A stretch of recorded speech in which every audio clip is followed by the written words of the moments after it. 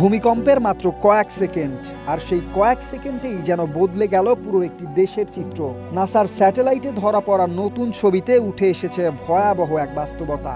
তবে প্রশ্ন উঠছে, ক্ষয়ক্ষতির প্রকৃত চিত্র আসলে কতটা ভয়াবহ? গত সপ্তাহে ভেনেজুয়েলায় পরপর আঘাত হানে 7.2 এবং 7.5 মাত্রার দুটি শক্তিশালী ভূমিকম্প।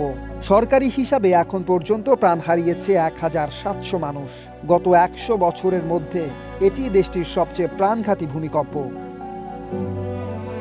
এদিকে যুক্তরাষ্ট্রের অরেগন স্টেট ইউনিভার্সিটির গবেষক কোরেস্কার এবং জেমন ভন ডেন ওয়েগ জানিয়েছেন, নাসা ও ইউরোপীয় মহাকাশ সংস্থার উচ্চ রেজুলেশনের রাডার ডেটা বিশ্লেষণ করে দেখা যায় প্রায় 58,870টি ভবন ক্ষতিগ্রস্ত হয়েছে বা ধসে পড়েছে। লোডশেডিং কিংবা ঘরের বাইরের তীব্র গরমে ওয়ালটন রিচার্জেবল ফ্যান থাকলে থাকবে শুধু বাতাস আর বাতাস। গবেষকরা বলছেন, এটি এখনো প্রাথমিক পর্যবেক্ষণ। স্যাটেলাইটের পৃষ্ঠের আকস্মিক পরিবর্তন দেখা গেলেও প্রকৃত ক্ষয়ক্ষতি নিশ্চিত করতে সরেজমিন তথ্যই সবচেয়ে গুরুত্বপূর্ণ।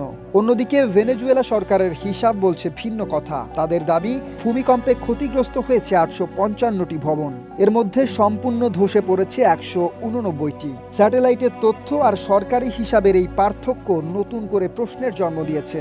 তবে একটি বিষয় স্পষ্ট, ভেনেজুয়েলার মানুষ এখনও ভয়াবহ এই দুর্যোগের ক্ষত কাটিয়ে ওঠার কঠিন লড়াই চালিয়ে যাচ্ছে। Desk report, Dhaka post.